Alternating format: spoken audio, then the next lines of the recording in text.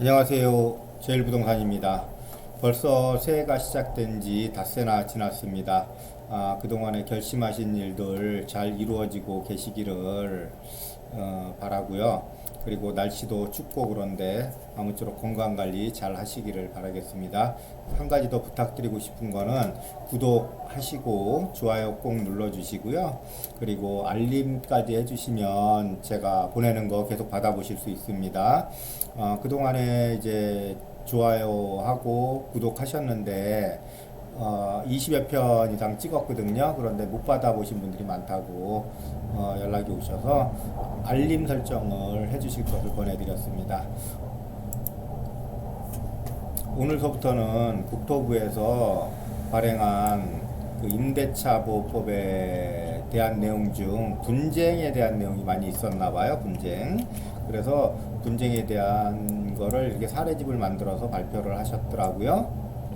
그래서 이 사례집을 가지고 말씀을 드리겠습니다. 첫 번째 보시게 되면 2기의 연체에 따라 계약 갱신 거절이 된 사례가 있습니다.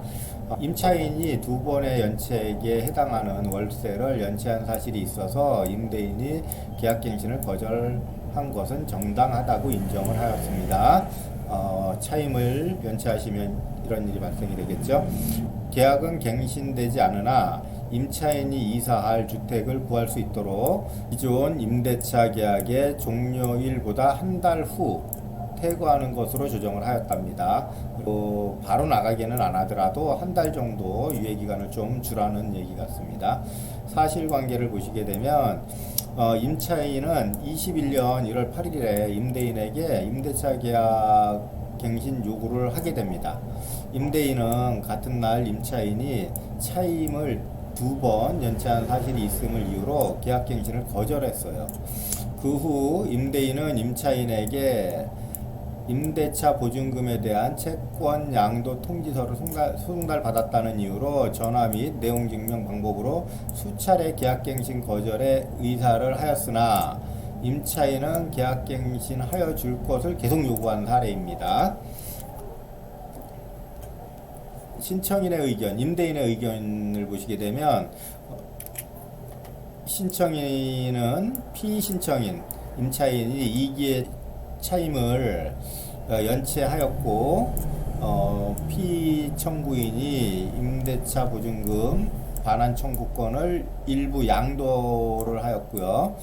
그래서 이런저런 사유로 계약갱신 거절을 함이 정당하다라는 의견이고요. 임차인의 입장을 보시게 되면 2기의 차임에 이르는 사실이 없고요. 임대차 보증금 반환 채권을 양도한 것이 아니라 질권을 설정하였으므로 계약갱신 거절함이 정당하지 않다. 이 질권이라는 게 뭐냐면 임대인이 반환해줘야 되는 그 반환 보증금에다가 이거를 담보로 다른 데서 돈을 빌려서 쓴 거예요. 그래서 이거는 자기의 정당한 권리다. 보증금을 돌려받을 거를 저당을 잡힌 거는 정당한 권리다라고 주장을 하고 있는 거예요. 그래서 보면 이제 관련 규정에 보면 임대차보호법 6조 3항 뭐 이렇게 돼 있고요.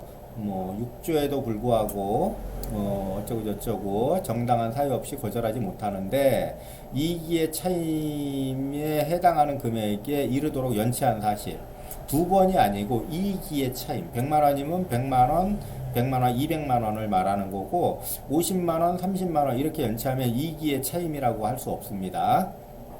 그 밖에 임차인의 의무를 현저하게 위반하거나 임대차를 계속하기 어려운 중대한 사항 이런 것들이 이제 아까 그 질권 임대인이 말하는 질권에 대한 사항의 사유가 되겠네요.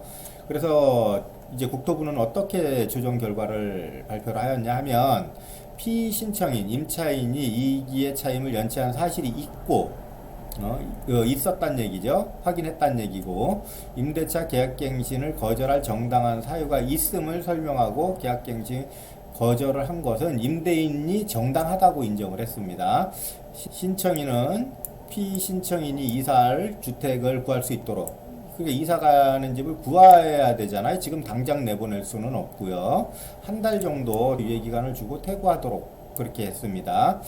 임대차 보증금 채권이 일부 양도된 상황에서 임대차 보증금 반환일 전에 채권 양도가 해지될 경우를 가정하여 임대차 보증금을 누구에게 반환하여야 하는지 조정 주문으로 명확하게 정리하여 임대차 보증금 반환 객체의 혼란을 방지를 했다라는 내용입니다. 그러니까 질권 설정했으니까 누구한테 반환해야 되는지 그걸 확실히 알아야겠죠.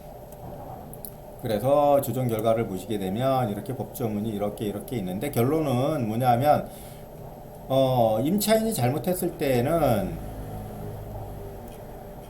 이기의 차임을 연체하거나 이런 사실이 있었다면 임대인의 주장도 받아주겠다. 그렇지만 지금 바로는 못 나가고 한 달 정도는 유예 기간을 줘서 그 이사 갈 수 있는 날짜를 좀 생각을 해줘라라는 내용입니다.